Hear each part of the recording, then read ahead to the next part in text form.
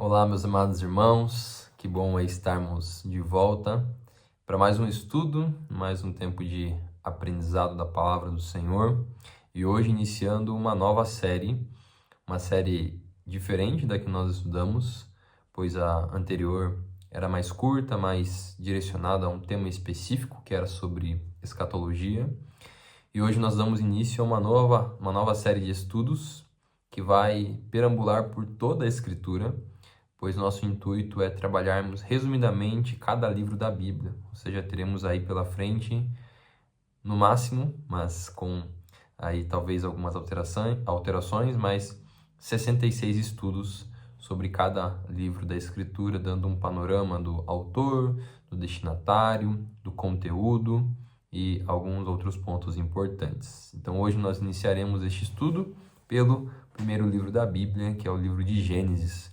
Então, peço que você já se prepare com a sua Bíblia, abra no primeiro livro, pois aprenderemos algumas informações preciosas sobre o primeiro livro da Escritura. Mas antes, vamos orar para darmos início a este estudo. Oremos. Senhor, nós te adoramos, ó Pai. Te adoramos porque diante de tantas bênçãos, temos a alegria de ter a Tua palavra revelada diante de nós, a Tua palavra escrito, ó Pai, para o nosso deleite, para o nosso conhecimento e para também conhecermos mais a Ti, amá-lo e viver uma vida, ó Pai, por meio da Tua palavra que honre o Teu nome, engrandeça ao Senhor, ó Pai. Por isso te bendizemos e por isso também pedimos para que o Senhor nos dê capacidade e sabedoria para compreendermos a Tua palavra e praticarmos para a Tua glória. Assim nós oramos no nome de Jesus. Amém. Bom, vamos então iniciar o nosso estudo de hoje no livro de Gênesis, no qual, sendo o primeiro livro da Bíblia, nos apresenta uma introdução de fato sobre o povo do Senhor. É claro que os primeiros capítulos de Gênesis eles são importantíssimos porque ele nos conta sobre a origem, daí o nome Gênesis, que significa começo, origem. Exatamente porque menciona para nós a origem de todos os começos, a origem da criação, a origem do homem, a origem dos animais, a origem do pecado, a origem das línguas, dos povos, das culturas. Então, de fato, Gênesis está mostrando para nós ali todo este cenário inicial. Mas, aparentemente, Moisés, ao descrever isso para nós, foca na maior parte do livro, não para falar sobre a origem dessas coisas que eu mencionei, mas na origem de um povo. Ou seja, Moisés dá uma boa introdução sobre esses acontecimentos iniciais, ele gasta os seus 11 primeiros capítulos para isso, mas depois ele se atenta ao povo do Senhor, a como Deus chama este povo que se origina em Abraão para pertencer então à sua aliança. Gênesis basicamente vai mostrar isso para nós, nós vamos ver isso com mais atenção. Mas, antes de nós irmos propriamente para essas características do livro, olhamos então para um versículo núcleo, um versículo talvez central aqui do livro de Gênesis, que é o capítulo 3, versículo 15, onde diz assim o texto: porém, inimizade entre ti e a mulher, entre a tua descendência e o seu descendente. Este te ferirá a cabeça e tu lhe ferirás o calcanhar. Aqui este texto já introduz para nós um tema muito importante do livro de Gênesis e que, na verdade, dá para nós todo o enredo de como a história vai seguir e até mesmo como a história vai ter essa expectativa. Porque, basicamente, o versículo 15 do capítulo 3 está mostrando para nós uma tensão que acontece no livro de Gênesis, logo no começo, e que afeta todo o restante, não apenas do livro de Gênesis, mas todo o restante de toda a Bíblia, de todos os escritos, que é o problema do pecado. Ou seja, em Gênesis 3, quando o homem cai, quando Adão e Eva comem do fruto que não deveriam comer e pecam contra o Senhor nos dá uma promessa, que haveria um descendente da mulher que destruiria a serpente, que é Satanás. Ou seja, ela seria derrotada por um filho da mulher.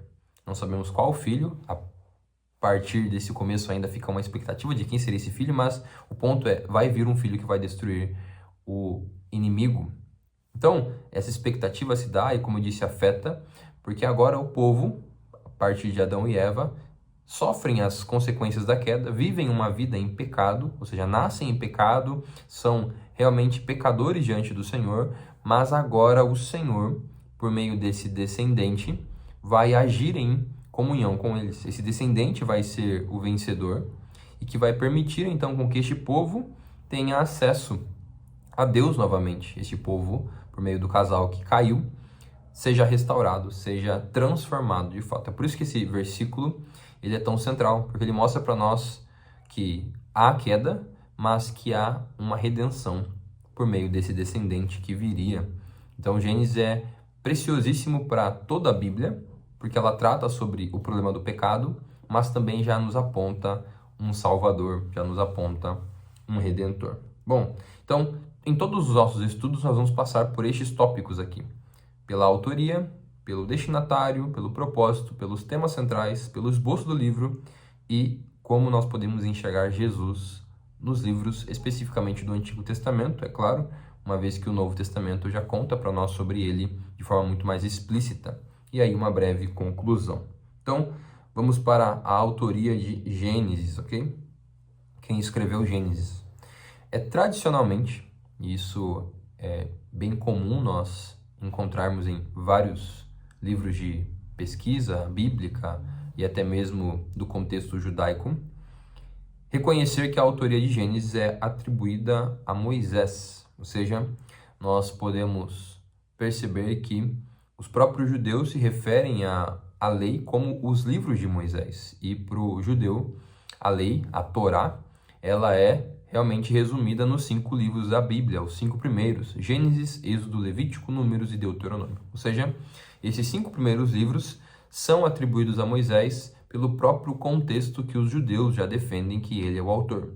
Mas é claro, nós temos outras evidências que também apontam isso para nós. Ou seja, temos referência em outros versículos do Pentateuco que mostram que Moisés, de fato, recebeu esta ordem do Senhor de escrever, de anotar, e até mesmo pelo contexto que Gênesis está inserido.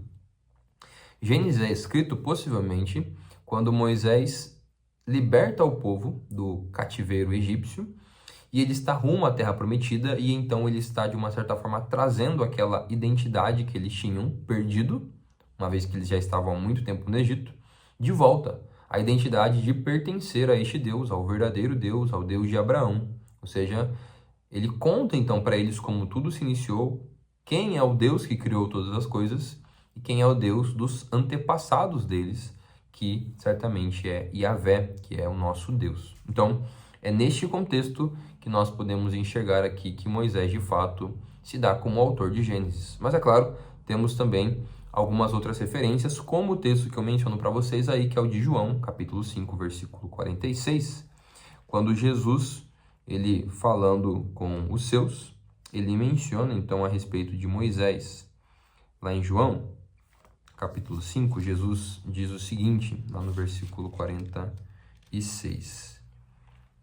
Diz assim: porque se de fato cresceis em Moisés, também creríeis em mim, porquanto ele escreveu a meu respeito. Então, percebam que Jesus está utilizando aqui uma referência a escritos de Moisés. Jesus mesmo está afirmando que os judeus têm um conhecimento sobre alguns escritos de Moisés e que se eles crescem naquilo que Moisés deixou registrado, eles creriam nele.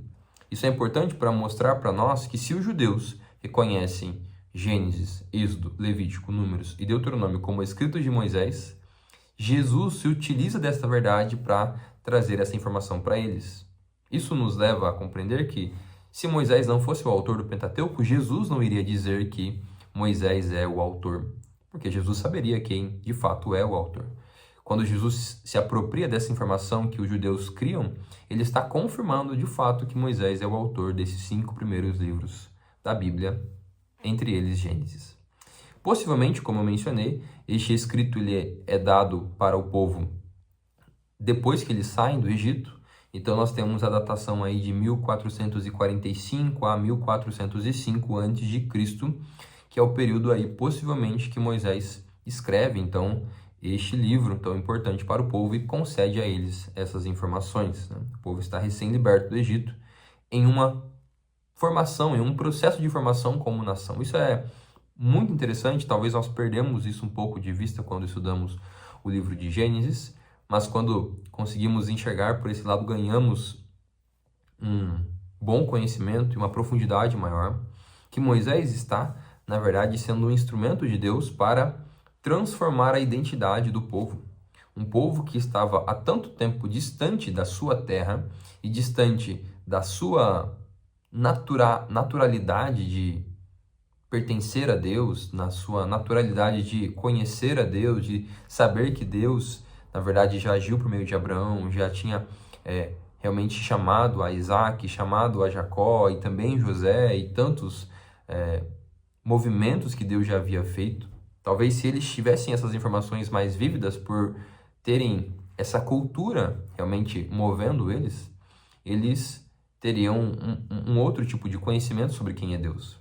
Mas passando 430 anos no Egito e vivendo em um contexto totalmente pagão, totalmente voltado para deuses falsos, e não apenas no sentido religioso, mas no sentido até mesmo cultural, de ter outros tipos de criação, de educação, de visão sobre o mundo, certamente era preciso retomar isso, certamente era preciso tirar essa falsa identidade egípcia do coração dos israelitas e trazer para eles uma nova e antiga ao mesmo tempo, mas verdadeira identidade, que era a identidade de pertencer a Deus e de saber quem é Deus e de saber que Deus tem total direcionamento para eles viverem uma vida correta, ok? Então isso é importante, perceber que Moisés está movendo essa identidade que eles deveriam ter por pertencerem ao Senhor. Bom, qual o significado que nós podemos perceber então ao vermos Moisés escrevendo este livro? Um significado teológico que Gênesis escreve para nós e responde aqui quem é o Deus de Israel. Ele responde quem são os israelitas, no caso, quem somos nós, certo? Da onde viemos e quem nos fez. Por que o mundo está assim, ou seja, por que o mundo é mau, porque ele tem essa queda, porque ele tem esses efeitos do pecado. E qual é o propósito da história, ou seja, que na verdade a nossa vida está sendo direcionada para a glória do Senhor e para vivermos com o Senhor por meio de um Salvador, como mencionei em Gênesis 3,15. Então Gênesis inaugura a história da redenção, ou seja, ela já anuncia para nós que vem um Salvador, um Redentor, estabelecendo os fundamentos de toda a revelação posterior. Isso é essencial para nós entendermos também o livro de Gênesis, porque sem Gênesis muita coisa fica sem sentido na Escritura. Ou seja, Gênesis é essencial para entendermos tudo o que vai acontecer depois, principalmente a ideia do pecado e do pagamento por este pecado por meio de um Salvador, por meio de um sangue derramado, ok? Bom, como eu já mencionei, mas volto a afirmar aqui, quem são os destinatários, então, deste primeiro livro para quem Moisés escreve? Nós precisamos sempre ter esta visão, quando vamos estudar qualquer livro da Bíblia, que todo livro tinha um destinatário primeiro. Ou seja, Deus nos dá a Bíblia e vai continuar concedendo a palavra dele para todos os povos que vierem futuramente. Mas, primeiramente, não foi dada a nós. Nós não fomos os primeiros leitores de cada um dos livros da Bíblia. Cada livro teve o seu primeiro público. E, nesse caso, Gênesis foi escrito para os israelitas no deserto. Ou seja, eles foram os primeiros. E isso é importante porque dá toda a base do contexto histórico da passagem, de cada livro ou de cada situação ali, porque o autor está pensando naquele público em específico. Ele está pensando como os israelitas iam ler este primeiro livro. Isso é de total importância para entendermos muito bem todo o contexto do livro.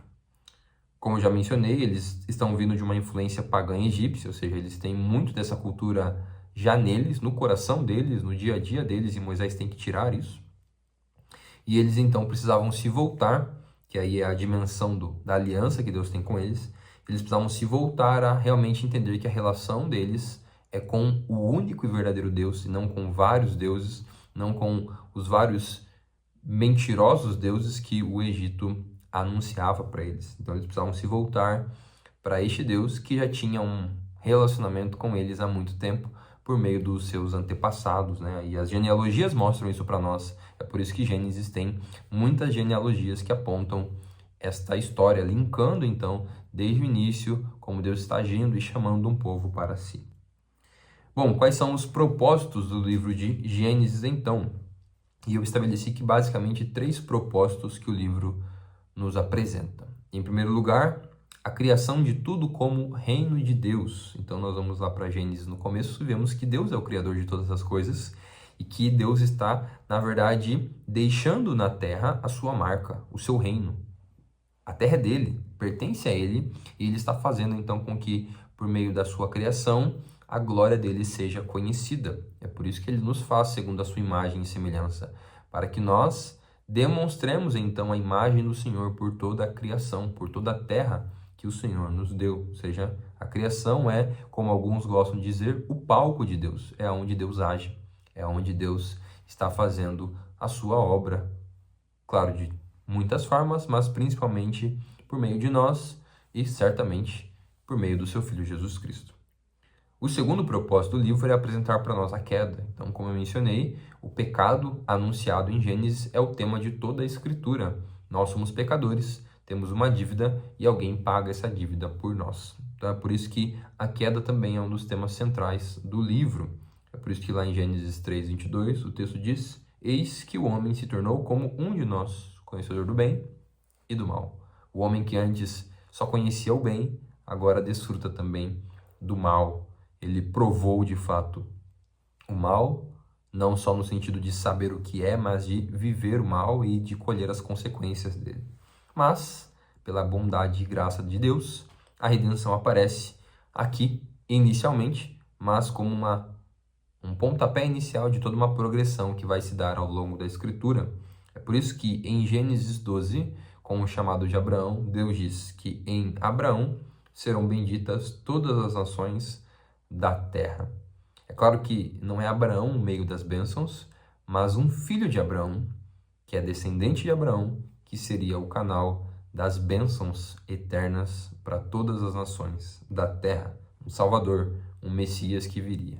Então, resumidamente, esse é o propósito do livro de Gênesis, mostrar para nós a criação, a queda e o início já de como a redenção viria por meio de um filho de Abraão, de um filho da mulher, de um descendente, de um cordeiro. Bom, mas podemos perceber alguns outros temas principais que Gênesis trabalha. Nós temos aqueles propósitos, mas ao longo do livro ele trabalha alguns temas que são também importantes para nós comentarmos aqui. Em primeiro lugar, Deus como o nosso Criador. Isso é importantíssimo porque Moisés não quer provar isso. Moisés não está escrevendo com argumentos científicos ou até mesmo com uma retórica de querer combater outros tipos de visões de criação, mas talvez o propósito de Moisés é simplesmente constatar o que é real. É por isso que ele não fica se preocupando em dar talvez mais informações do que deveria. Talvez informações que nós queremos, talvez como que Deus fez, como que as coisas surgiram, como é que Deus criou a matéria, o tempo, o espaço. Percebam, ele utiliza frases rápidas. No princípio criou Deus, céus e a terra. E simplesmente foi assim. E nós ficamos curiosos com tantas informações que nós poderíamos descobrir então de como foi essa criação. Mas Moisés está partindo de um pressuposto importante, que é o quê? Deus existe e foi Deus quem fez tudo.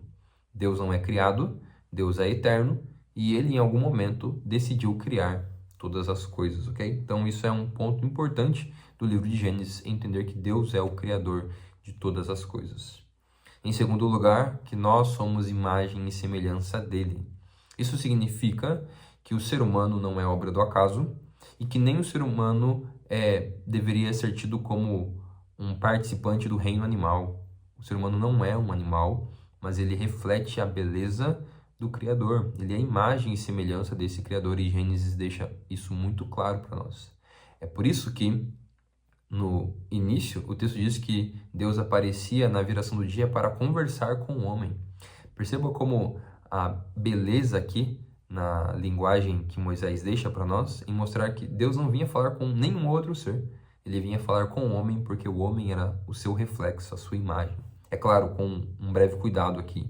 O homem não era um mini-Deus, mas ele refletia na sua essência o Criador, porque o homem é um ser intelectual, o homem pensa, o homem é um ser emotivo, ele tem emoções, e o homem é um ser que tem vontades, ou seja, essas três características são essenciais do nosso Deus. Deus é um Deus de emoções, Deus se alegra, Deus se ira. É claro que as emoções de Deus são sempre perfeitas, mas percebam que a Escritura apresenta isso para nós. Deus é um Deus que tem vontade, é por isso que tudo que acontece se dá pela vontade de Deus. E Deus certamente é um ser que pensa, que raciocina, que decide as coisas por meio do seu perfeito conselho. Isso apresenta para nós que nós só somos assim, e todo ser humano é assim, todo ser humano sente, pensa e tem vontade, porque o nosso Criador é assim. Então este tema aparece também no livro de Gênesis. O terceiro, como já mencionado, a queda e o pecado. Isso apresenta para nós que existe o mal, que o mal é real, que o mal não é uma construção do homem, mas o mal é de fato o oposto àquilo que Deus fez, ou como também muitos dizem, é uma deformação da beleza de Deus. É como se eu pegasse um papel e eu amassasse esse papel, ou seja, ele ainda continua sendo papel, mas é um papel amassado. Assim parece ser de fato o homem continua sendo imagem de Deus, mas uma imagem amassada, desfigurada, quebrada, que precisa de restauração por meio de alguém que pode fazer isso, não por ele mesmo, mas por meio de alguém, mas para mostrar para nós que tudo isso é verdade. O pecado existe, o mal existe, e isso aconteceu por meio de Gênesis 3. E em quarto e último lugar, Gênesis introduz para nós um Deus que tem alegria, misericórdia, certamente, amor, em entrar em uma aliança com o seu povo. Se você se lembra, em Gênesis capítulo 9, nós já temos a palavra aliança aparecendo, quando Deus diz que nunca mais vai destruir a terra por meio de um dilúvio, quando ele fala isso para Noé.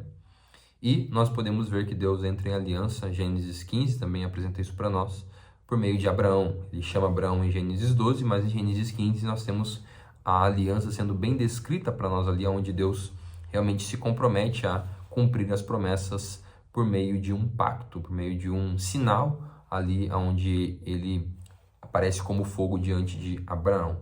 E a partir disso, então, nós temos promessas feitas por meio de um descendente, que seria Isaac, e toda a história prosseguindo, então, por meio das promessas que Deus havia feito, porque ele tem uma aliança com a família de Abraão, que é também a nossa família, uma vez que nós também pertencemos a este povo que se deu originalmente a Abraão, mas que a Escritura diz no Novo Testamento que agora se dá em todo aquele que tem fé em Jesus Cristo. Todo aquele que crê em Cristo se torna participante da família de Abraão. E é por isso que nós colhemos as bênçãos daquele que fez uma aliança lá atrás com este patriarca. Bom, aqui então nós podemos ver rapidamente um esboço do livro. Você pode acompanhar aí. Nós podemos dividir de duas formas o livro de Gênesis. Nós temos a história primitiva, que são os 11 primeiros capítulos, e foi aquilo que eu mencionei a vocês no início do estudo. São as origens aparecendo para nós. Então temos a criação, temos a queda, temos a consequência da queda explícita para nós aqui com a passagem de Caim e Abel em Gênesis 4. Temos as genealogias, temos o dilúvio, e temos mais uma vez as genealogias e por último a Torre de Babel, que mostra para nós a origem das culturas, dos povos e das línguas, essa divisão que se dá a partir da Torre de Babel. Na segunda parte do livro nós temos o que é chamado de história patriarcal, que menciona para nós a história dos patriarcas, simplesmente a ideia dos nossos pais, que seria a partir do capítulo 12 até o capítulo 50, onde temos a história basicamente desses quatro personagens: Abraão, Isaac, Jacó e José. E José, filho de Jacó. Então temos tanto o chamado como as promessas e a aliança feita com Abraão. Temos Isaac como cumprimento dessa promessa. Temos Jacó, que é o segundo filho, mas que continua as bênçãos, ou recebendo, né, as bênçãos do Senhor. E ele tem aqui todo o processo de ser chamado, de ser restaurado, transformado e ter uma vida mudada. E então José, mostrando para nós aqui todos os planos perfeitos do Senhor, que começam ali com José e a sua família, e depois vão se dar lá com eles no Egito, né? Toda a providência de Deus, toda a preservação do Senhor sobre esta família, em específico com José. E bom, nós podemos finalizar então o nosso estudo olhando como o Messias está aqui. Eu dei alguns insights e algumas pinceladas ao longo do estudo falando sobre isso, que a redenção dada não vem por meio de qualquer homem, mas por meio de um descendente específico que de fato tinha poder para perdoar os pecados e poder para pagar a dívida que os pecadores tinham. É por isso que nós podemos ver três formas aqui Jesus presente no livro de Gênesis, pois certamente ele é esse descendente que nos salvou, que veio pagar a dívida que começou lá em Gênesis 3. Em primeiro lugar, nós podemos ver Cristo em Gênesis por meio do proto-evangelho. O termo proto seria primeiro, a espécie de um mini-evangelho, um primeiro evangelho anunciado. Lembre-se, evangelho é boa nova. Então é a primeira vez que tivemos uma boa nova, que é, de fato, a promessa de um Salvador. Ou seja, se Jesus é o Salvador, Gênesis 3,15 já havia dito que viria um descendente, que destruiria o nosso inimigo, que é a antiga serpente. Então a menção a um Salvador que viria para destruir a serpente certamente já apontava para Jesus. Em segundo lugar, nós podemos ver Jesus a partir dos personagens, e aqui nós temos uma terminologia teológica que nós usamos, que é a ideia de tipologia, ou seja, os personagens lá no passado passaram por algumas situações, não por acaso, mas para serem uma sombra ou até mesmo uma espécie de um pré-anúncio do que Jesus seria e do que ele viveria.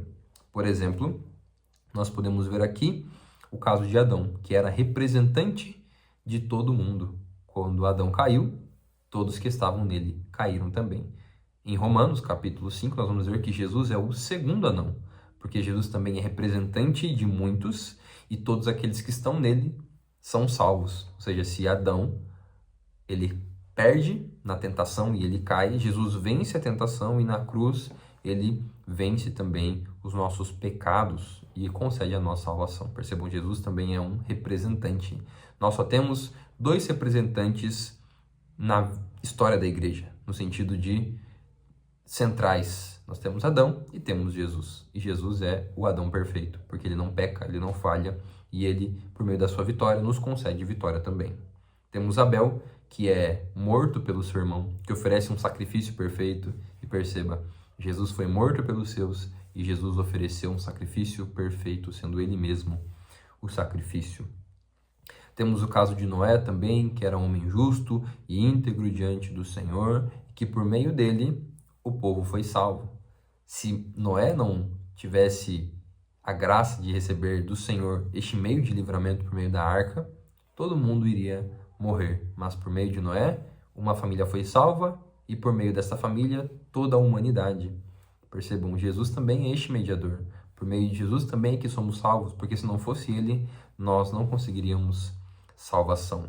Abraão também apresenta Jesus Cristo, Isaac também apresenta Jesus Cristo, Jacó e José, também cada um com as suas características em particular aqui, ok? Então nós podemos apenas mencionar rapidamente alguns deles, como por exemplo o caso de José, que foi vendido pelos irmãos, que foi levado para o Egito e que se tornou um meio também de salvação, porque se o povo não tivesse José lá no Egito, eles morreriam de fome e certamente o mundo antigo iria passar por uma situação muito delicada.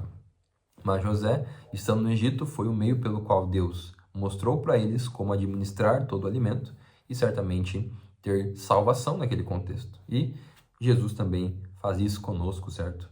Por meio de Jesus, que também foi para o Egito quando era pequeno, que do Egito foi chamado, é que nós temos salvação também. É Ele também que nos dá este meio de comermos algo que pode saciar a nossa fome eterna. Assim como José certamente saciou a fome do povo de forma física, Jesus nos sacia espiritualmente. Então nós podemos aprender a ver Jesus por meio desses personagens que passaram no livro de Gênesis. E em terceiro e último lugar, por meio do descendente, como eu já havia dito, Abraão Abraão nos revela por meio da sua vida que Deus deixou bem claro para ele que ele teria um filho. E talvez a expectativa toda da vida de Abraão fosse esse filho, quando ele viria, e certamente a alegria que ele daria, sendo o cumprimento da promessa. mas Isaac era apenas uma figura também, pois Isaac, na verdade, não foi morto quando Deus pediu para que Abraão o oferecesse. Ele foi poupado por meio de um cordeiro. Percebam essa imagem simbólica. Um filho sendo entregue pelas mãos do seu pai para derramar sangue. O Deus Pai entregou o seu filho, o seu único filho, Jesus Cristo, a quem ele amava, e não teve um substituto. Diferente de Isaac, que teve um substituto, que teve um cordeiro, Jesus é o cordeiro, o verdadeiro cordeiro de Deus que tira o pecado do mundo, e certamente era o descendente ansiado que poderia dar salvação. Isaac não trouxe salvação, nem como Jacó, nem José, nem nenhum outro personagem, a não ser Jesus. Ele é este descendente anunciado em Gênesis e que veio para salvar. Então veja que Jesus está bem presente no livro de Gênesis. Em conclusão, então, do nosso estudo, Gênesis nos leva a entender que o mundo foi criado bom, que o homem caiu em pecado, perverteu tudo que era perfeito, mas mesmo merecendo condenação, Deus prometeu redenção. Redenção a um povo.